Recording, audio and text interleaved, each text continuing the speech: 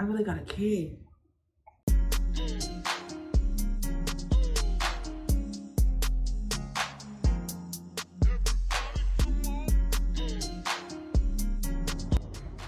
Hi, Sugarfoot, and welcome back to my channel.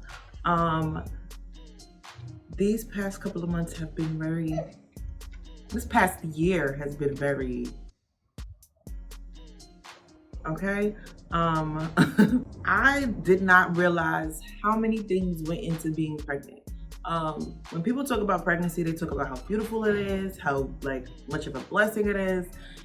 They never really talk about the downfalls other than the labor. That's the major thing that people talk about. But there's so many other things that go into being pregnant. So throughout my pregnancy, I just kept a list of all of my symptoms. Y'all, okay, so for my first trimester, this is the first 3 months that I was pregnant. And let me tell y'all, I didn't start feeling symptoms until after I got the positive test back. Once I got that positive test, that's when all the symptoms just came out of nowhere. When people talk about morning sickness, they talk about you think in the morning, of course, right? No. That morning sickness can be 24-hour queasy, okay? All day. Now, I didn't throw up. I threw up, I think, one time, but that's because I forced myself to throw up because I was tired of feeling like I had to throw up. But I didn't throw up as often. I know there are some people that go into dehydration because they throw up from that queasiness, but I didn't throw up. But I constantly felt like I had to throw up. So all day I'm just, but not throwing up, which is, I think is worse. Because at least when you throw up, you get that relief of okay, give me some time. No, all day I was sick. So the only thing that I found to help that would be to snack on crackers and oranges and stuff like that. That nausea then turned into gas, okay? I had so much gas. I was farting all the time. It would just slip out and not, look, I'm pregnant, I don't care. I also had an aversion to sweets. The only thing that I could eat that was sweet was hard candies, like a peppermint or a Jolly Rancher. Those helped with my sickness too, the queasy feeling. I had terrible heartburn, okay? Heartburn for days. I couldn't sleep laying down. I figured out a way to sleep sitting up and be comfortable doing that, but I couldn't sleep laying down. I had such bad heartburn. It was ridiculous. I would eat an hour before I was going to sleep, and even when I was going to sleep, I would sleep like this, just sitting up, because that, and the gas on top of the heartburn, just the indigestion, oh my gosh, the gas was crippling. And then my chest was burning and I felt like I was just, didn't like it. Then I had bad headaches. I used to suffer from headaches when I was little, and I feel like that came back during my pregnancy. And another thing that a lot of people don't talk about during pregnancy is how bad yeast infections and bacterial vaginosis can be while you're pregnant. Now, both of these things are things that people deal with on a regular. Not when I say on a regular, normally, but when you're pregnant, because of all of the extra juices flowing, all of the extra blood flow, just extra everything, the infections feel like you're about to die, okay? Like you just want to cut off your vagina. And literally the slightest thing can cause it. I got it because I used a different brand of tissue. So we ran out of tissue, and I tell Papa Bear to bring me some tissue, and it was some off brand. I didn't pay no mind. No. Right after using it, it was just what is happening? What is happening? I wanted to cry. I sat in the tub for that long, just why me? Okay, let me look. Some things And when you have a yeast infection or a bacterial infection, you have the only attitude because it's just so uncomfortable. It's just, ugh, who wants to deal with that? Another thing is I had acne. I had like a lot. And it wasn't just on my forehead. Usually I get like little pimples on my forehead. It was everywhere, like all over. And my mom had no problem pointing it out to me.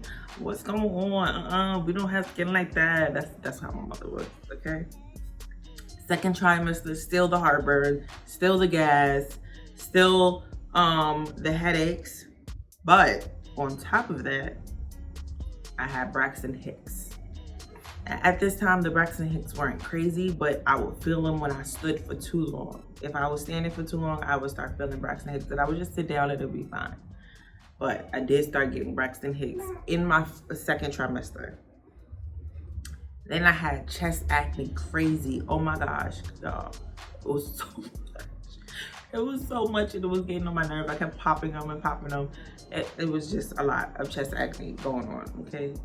And there was nothing that you can really do during your pregnancy to prevent the acne or like anything like that, because it's gonna keep happening due to the hormones.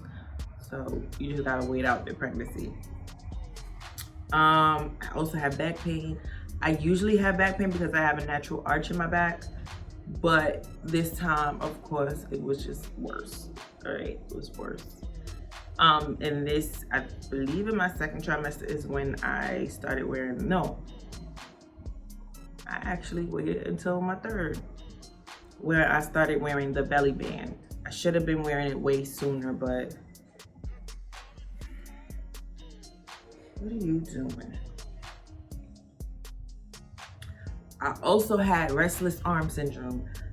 Now, I've heard of restless leg syndrome, but for some reason while I was sleeping, I just had to keep moving my arms. Like it was like a tingling sensation would go down my arm and I just have to move it. Like, and I said like 30 times. But yeah. Let me see, what else? My toe, my big toe, was completely numb. I have no clue why. I looked it up and it said like the baby could be pressing on certain nerves and stuff like that, but my big toe was numb. Couldn't feel it. What else? Pressure. I felt pressure in my cervix. So it felt like just like the baby was putting pressure on my cervix. But yeah. Third trimester, okay? This is the last stretch of pregnancy. I had nosebleeds, mucousy nosebleeds, but it wasn't like a gush. It was more like I would blow my nose and it's a streak of blood in the mucus.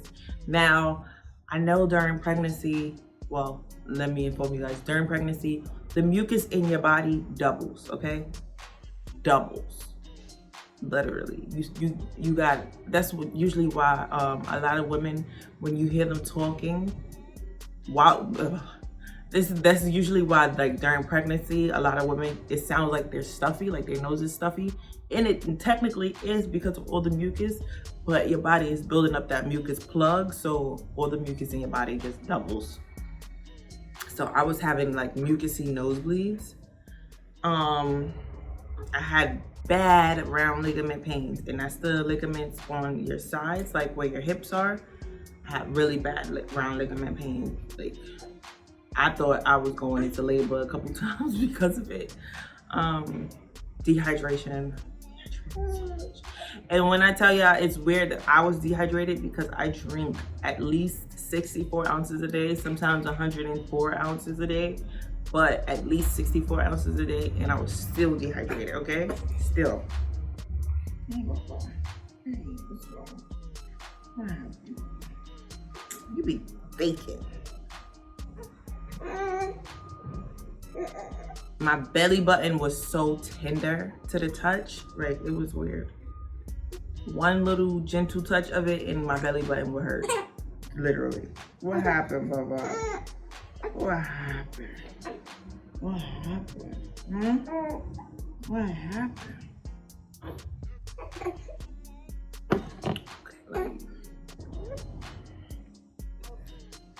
Let me see. I also had joint pains. So like my elbows, my knees, all my joints was just aching. And that's because your body is starting to like loosen up a little bit to allow for the baby to come out. But that hurt. Excessive discharge, so much discharge.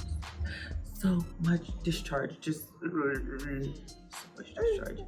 And again, your body is producing a lot of everything at that moment. During that last stretch, it's just a lot of blood flow, a lot happening. So yes, a lot of discharge. I was waiting for my mucus plug to come out, but I never even saw my mucus plug. I don't know. And I have high fluids during my pregnancy. So this baby, what normal babies do, they pee in the amniotic fluid and they drink the amniotic fluid. My child decided he was not drinking that. Was not drinking that, okay? He was not. Let me just tell you, I had so much water in my belly. So that fluid that they're peeing in and drinking in is the amniotic fluid, and that is what breaks when they say the water broke. When the amniotic sac breaks, that fluid is what comes out. I had so much fluid that the doctors feared he would flip and become breech. When I tell y'all my water was leaking for hours, it was so much water. It had to be at least 2 gallons of water. It was a lot of and it was too much. It was so heavy on my belly, and that, I believe that is what caused a lot of my stretch marks. Because I didn't have that many stretch marks.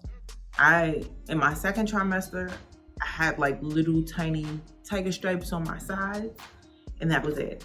It wasn't until about week 37, the last stretch, that I swear, I feel like I woke up one morning and I had stretch marks all across my stomach, out of nowhere. That last stretch. And all of that was because of the rapid buildup of fluid that I had in my belly. Right before I went into labor, at least, I think it was like a day before I went into labor, my feet were so swollen. I couldn't put anything on. I couldn't put on Uggs. My feet were that swollen. Now, I'm technically still in the 4th trimester right now because he's only 2 months.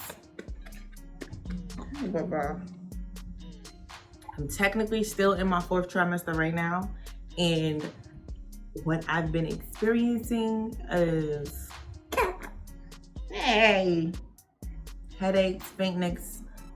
headaches, dizziness, brittle nails. All of those are signs of iron deficiency, which I am now taking an iron supplement for. I feel like I have like the baby blues sometimes. I'm not necessarily depressed. I wouldn't say depressed because I know how that feels. More so like a sadness sometimes.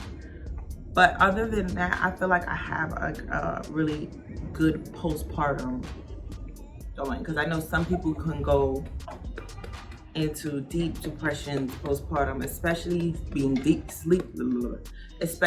being sleep deprived. Oh, how are you still hungry? You greedy. You just greedy. Especially with being sleep deprived and then having a baby crying constantly, that can definitely take a toll on you and cause depression. Luckily, this kid, he doesn't cry much. He only cries when he's gassy or when he's hungry.